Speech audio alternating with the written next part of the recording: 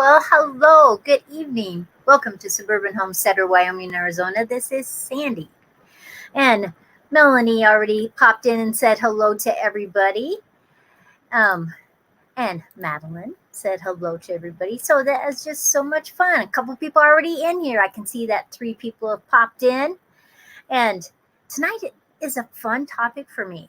You know, my channel is called Suburban Homesteader, Wyoming, Arizona, because we live 2 different places, Wyoming and Arizona, and we also try to homestead on both places. Now, I have to grant that when we are in Arizona, we do not have animals, because that's just one of the things that aren't permitted to, in our suburban area there. But the topic is, why be a homesteader? Why go through all that work, all of that learning? Why do it? And Dorothy is here. Hello, Dorothy. Thank you. These overalls are from my daughter. They have little chickens on them. I love overalls. I have loved overalls since I was young. In fact, my dad teases me that I'm like a farmer. I have loved overalls my entire life. That's just the way it is. And Anne is here. Hello, Anne. Anne is one of the other hosts of Around the Hay Bale. And so we do podcasts, and then we do a radio show on every Friday at 10 o'clock Mountain Standard Time. And so it's different topics. Sometimes we have guests that come in, and we get to talk about all kinds of stuff. It's just fabulous. So if you're not doing anything on a Friday morning, you can listen to our radio show in which you actually see us. It's not like it's just a podcast like our other podcasts are. And Angie's here.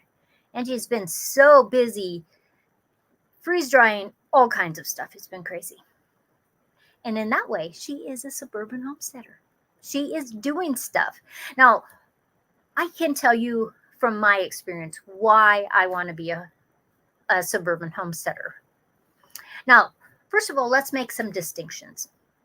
Now, there are homesteaders that live in the country. There's homesteaders that live in the suburbs like me. There are homesteaders that live in big cities. Some of them even live in apartments, which is just mind-blowing sometimes when you think about it, that people are actually doing things, be homesteading in a very large city. But it does happen. It's amazing. Dorothy says, you have grown enough food to qualify as a farmer. I do like to grow. In fact, I love growing about more than anything when it comes to homesteading. And Anne says, and we have a wonderful time on our podcast. We do. Round the Hay Bale is so much fun. And Hey Y'all Hey radio show on Fridays. So our podcast comes out on Mondays, and our radio show is on Fridays. So we get to talk about what our podcast said on Monday. So that is just way fun. And Jake is here even. Jake, is Anne and the girls back from France yet? Because they went on a trip to France. But Anne, who is Little Frenchie in Big Texas, is from France. So I watched some of the videos of what the girls were doing, and it looked great fun. And Leah's in here. Hello, how are you? Good evening. Okay, so let's do what I believe makes you a homesteader. You have a goal. You want to become more sustainable. You want to be able to do some of the things so you're not always going to the grocery store. You're not always shopping. You're not always having somebody do or fix or make something for you. It's a learning process. So I think homesteading is always a learning process. For me, I want to be self-sustaining, self-reliant, and self-sufficient, really, as much as I can be. Now, I don't own enough property to, say, grow wheat, so I can do my own bread from that. That's not part of my life. But that doesn't mean you're not a homesteader if you don't have that much space.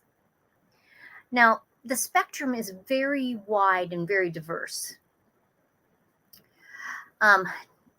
Jake says, Power out, 2.6 million, wind blowing, 2.6 million people are out of power.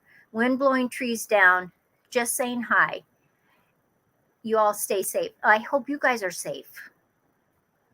And I'll keep the eye on the weather. I did see that the hurricane was coming up, actually up the Mississippi. It was weird. So be safe, my friend. Okay. I think to put a definition on a homesteader when it's so finite is difficult. And so I'll tell you some of the things that we do. Like, okay, some people believe that you're not a homesteader if you're not cooking from scratch. I'm not sure that's true. Seriously. Now, like, I buy my own butter. Not that I haven't made my own butter, but most of the time I go to the grocery store and buy my own butter. Just because the cost of what it costs me to buy cream. I do like, we can buy raw milk here in Wyoming. Oh, Dorothy says Houston is being hammered. Interesting. We'll have to be praying for our friends down there. Animals, no animals. Most homesteaders have some kind of animals. Now, what could those be? It could be, if you had a lot of land, it could be cows, goats, pigs, things like that. In a suburban homesteading, you're more likely to have chickens or ducks or quail, rabbits, bees. Most places across the country, bees are considered an agricultural animal. And so that is something, like we have bees. In fact, I put 2 more supers on top of my beehive yesterday. It is a new hive this year. And so we'll see how they do. I'll see how much honey I take off them this year. But I have them in a much more protected area. They've always been pretty protected, but this is really protected. And I wasn't quite sure how they'd like it, but they seem to like it just fine. So I'm happy about that. Most homesteaders have gardens. They grow herbs. They may grow fruit. And so I was trying to think of all the fruit that I have in my yard. Because you guys know I love apple trees. So I have a lot of apple trees. And most of the apple trees I have grafted. I've bought in rootstock, scions, grafted them together to make a certain type of apple that I want.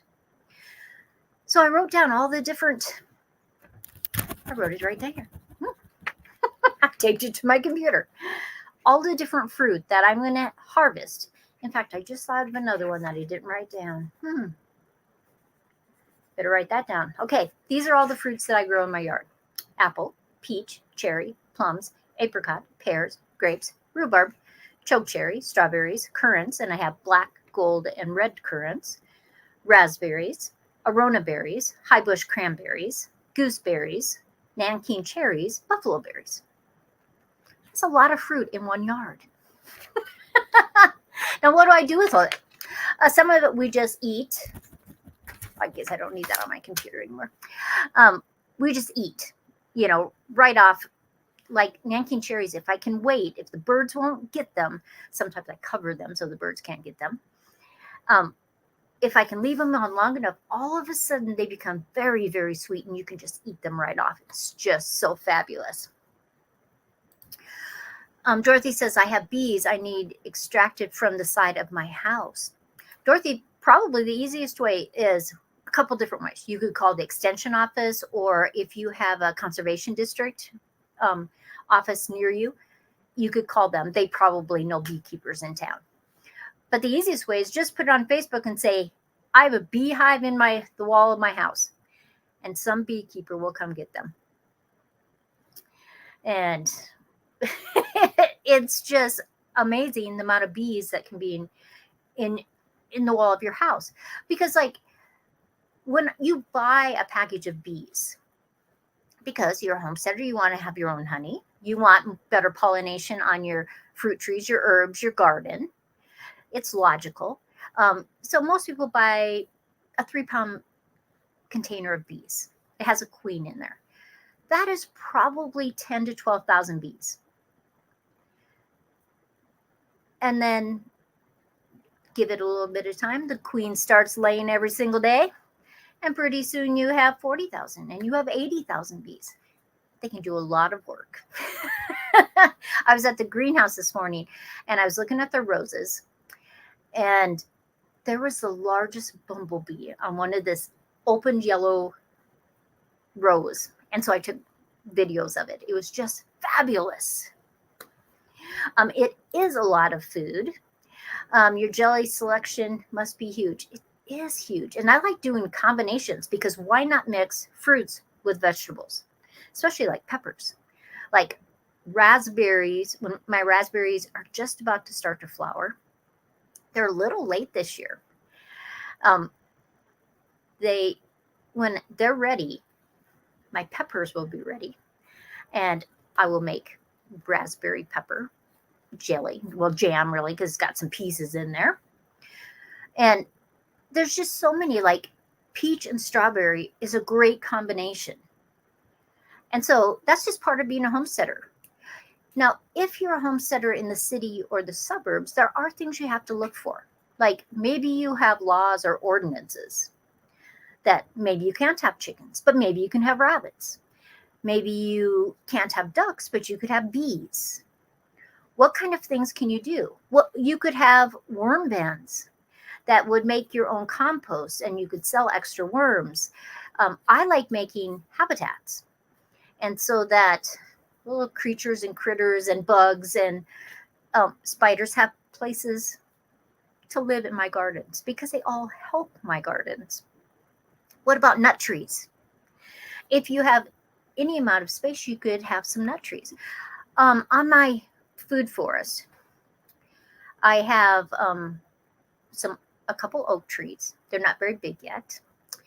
I have hazelnut trees up there, so that eventually nuts will be part of our homestead.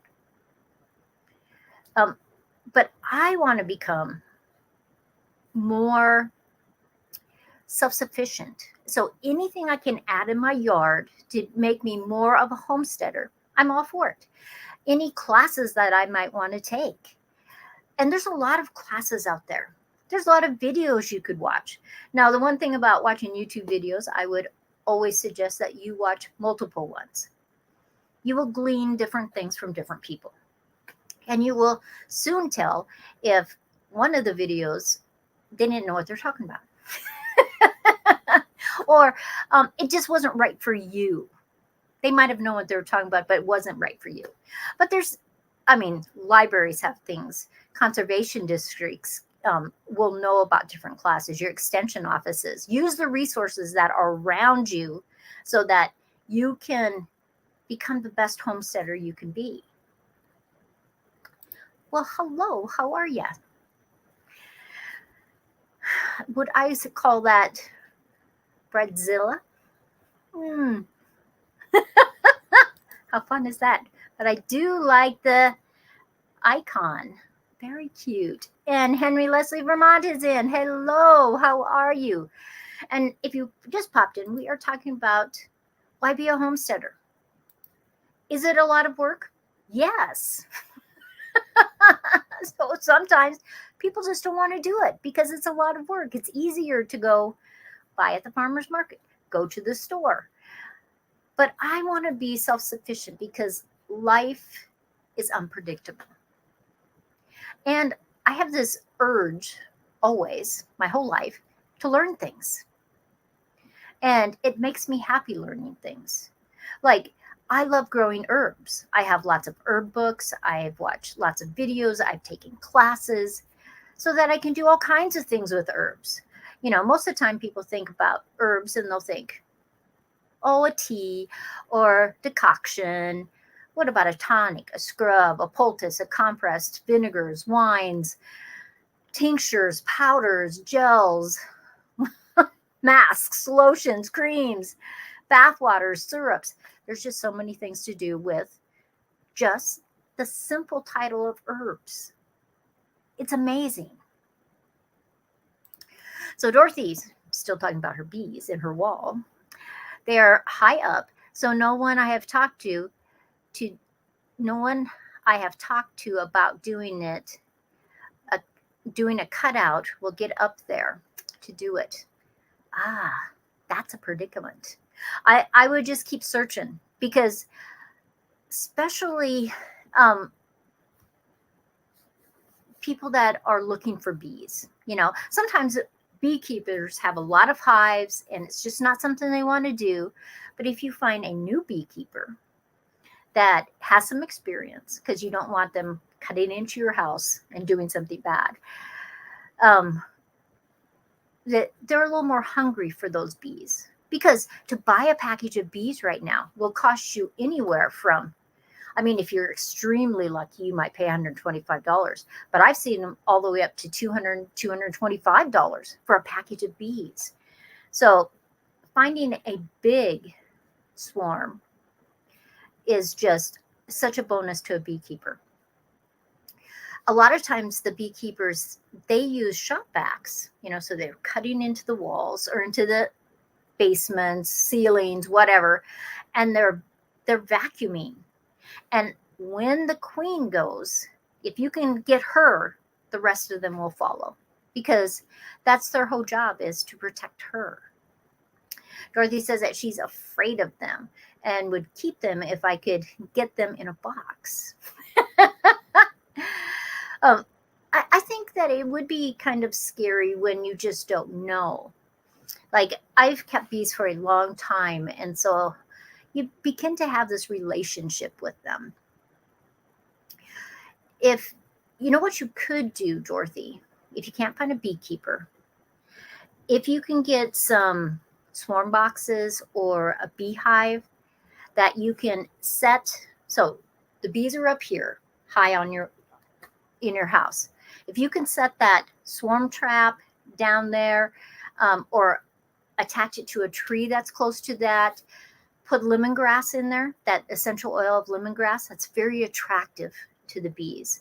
So it might be something that when the queen wants to swarm, they will naturally go to it. And that you might be able to get them out without even hardly trying. Dorothy has pecan trees, but squirrels get almost all of the good ones. Those squirrels. I saw yesterday. It was interesting. Now, I do not know if this will work at all, but I did watch a video, and they took the trunk of the tree and they literally wrapped aluminum foil all over the trunk of the tree. And they said they watched and watched it, and those squirrels did not go up into it. Now, if you have a lot of trees, they may jump from one tree to another, and that wouldn't help. But if they're literally going up the trunk to get to it, there was something about I don't know if it's the shininess, the crunch of the aluminum foil or what, but it certainly would be worth a try to just wrap the trunks with aluminum foil and see if that stops some of the squirrels anyway. And Nancy from Our Treasured Home is here. Herbs are so much fun. They are amazing. I've been studying some books from Matthew Wood, who is a herbalist, and his books are just very in-depth. Sometimes you buy a herb book and it's 3 sentences about a herb. This is pages about each herb, so it's always fabulous. Madeline says, wow, bees are expensive. They are crazy expensive. I remember, I bet you I paid only, I don't know, maybe $45 for my first box of bees, pounds of bees. But that's just life right now. Life is expensive right now. So back to homesteading. What else can we do? So you probably, all homesteaders have a garden in some form.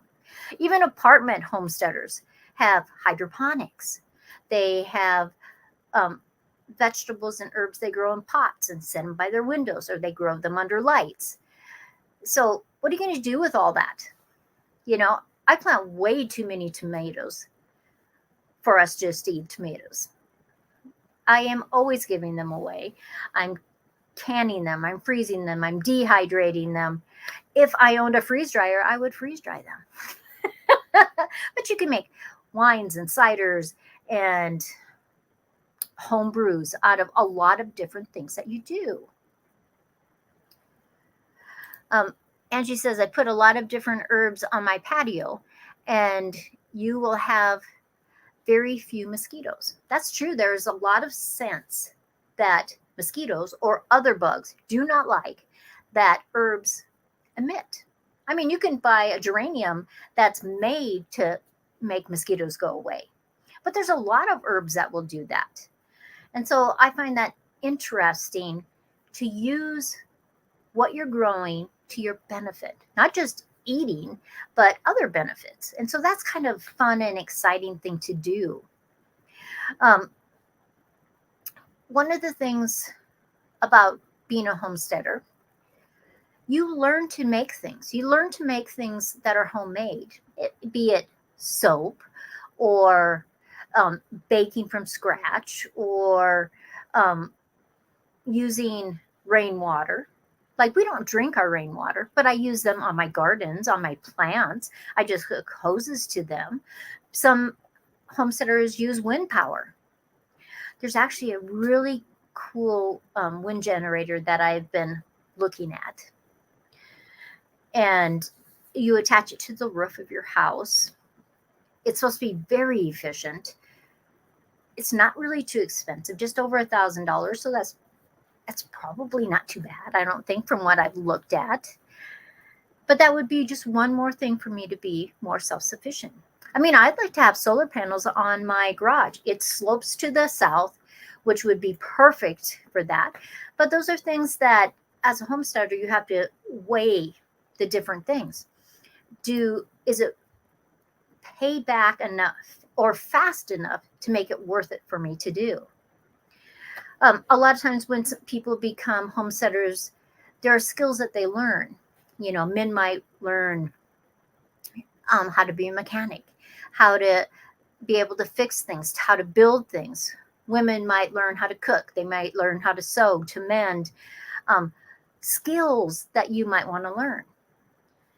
Now, do you learn those overnight? No. But if they can be skills that you can learn, maybe you have cows. What are you going to do with that milk? Are you going to make cheeses? Are you going to sell milk? Can you sell milk where you live?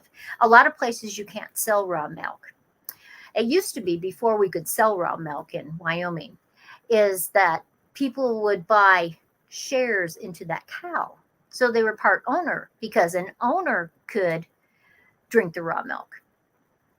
And so there's sometimes ways around it. It used to be that we couldn't have chickens in our backyard, though that didn't always stop me from not having chickens.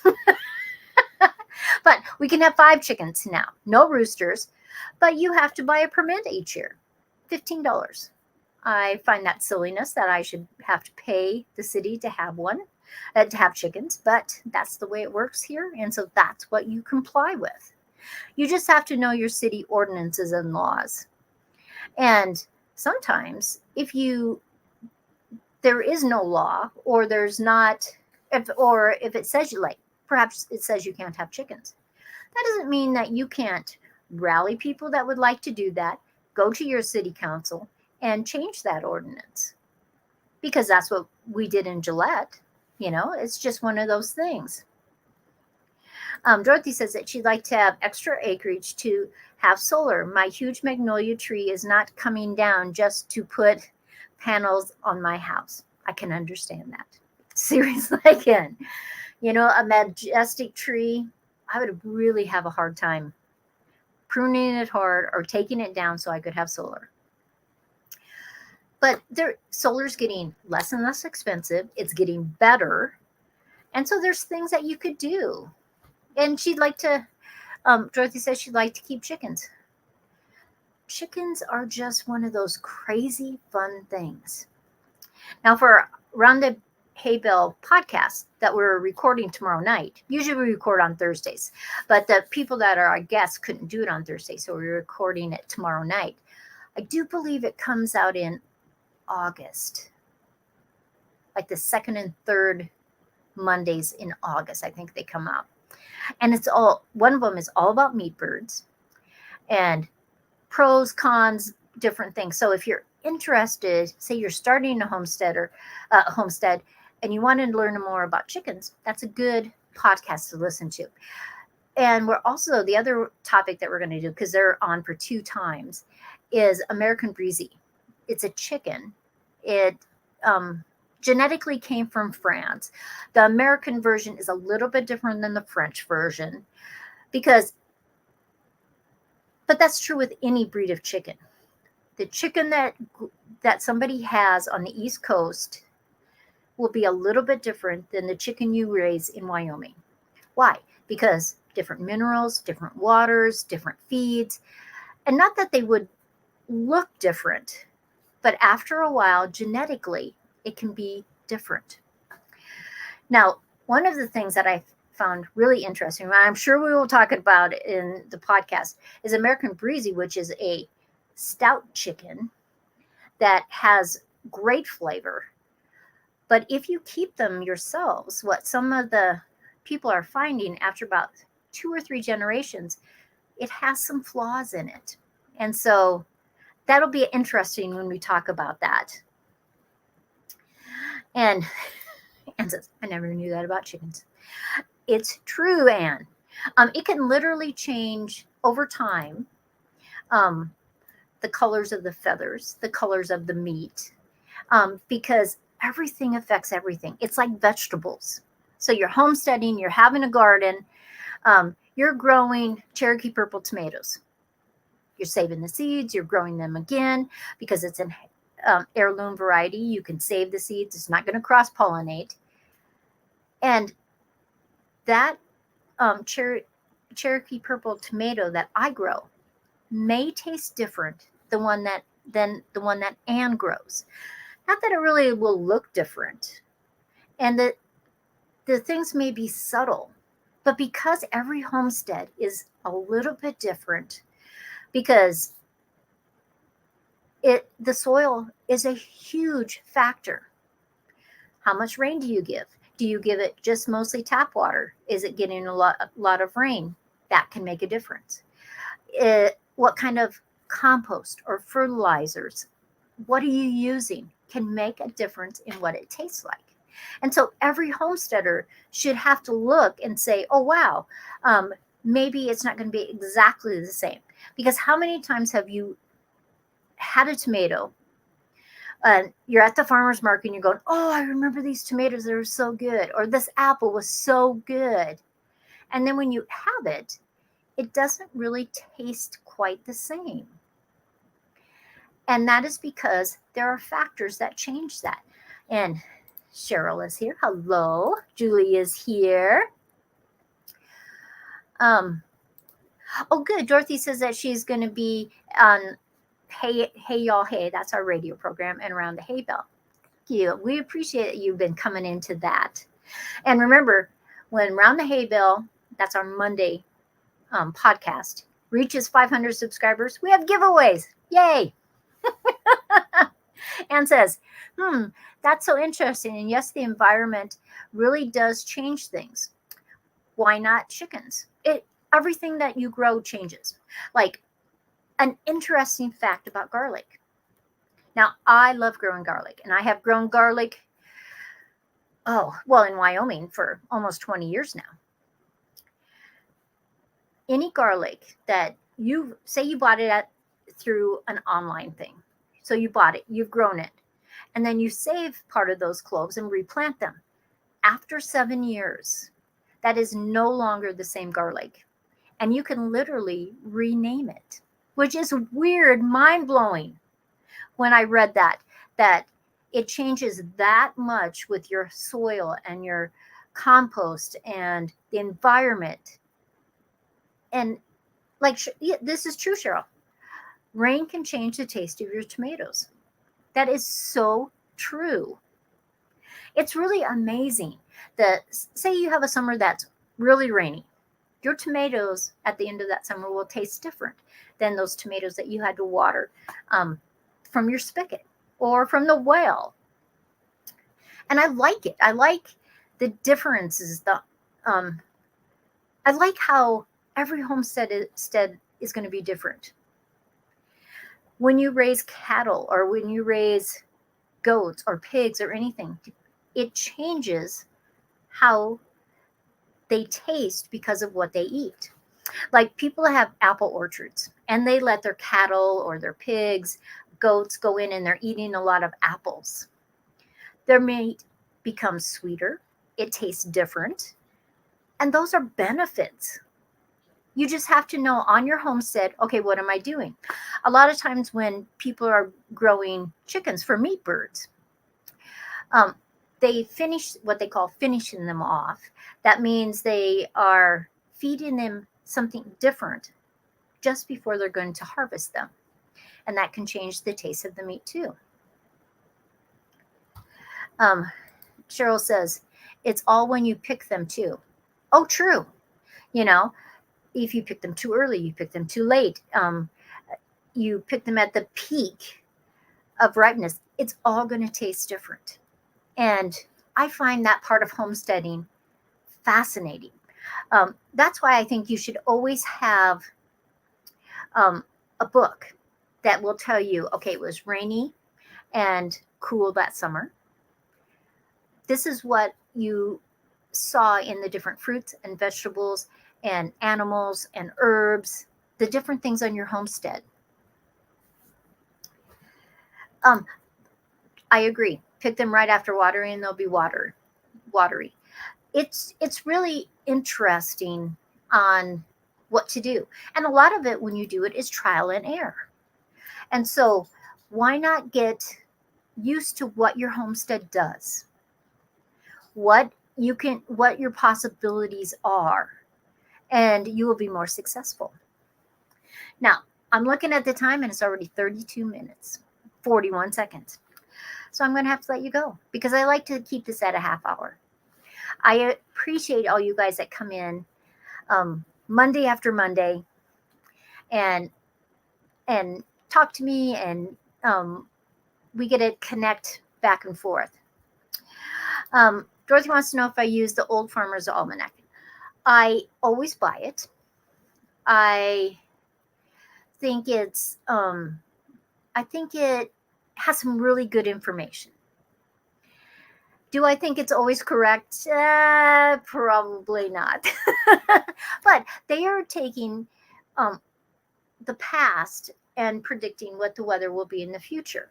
And it's not like it's completely wrong. It's probably as right as the weatherman on your television set or on your internet.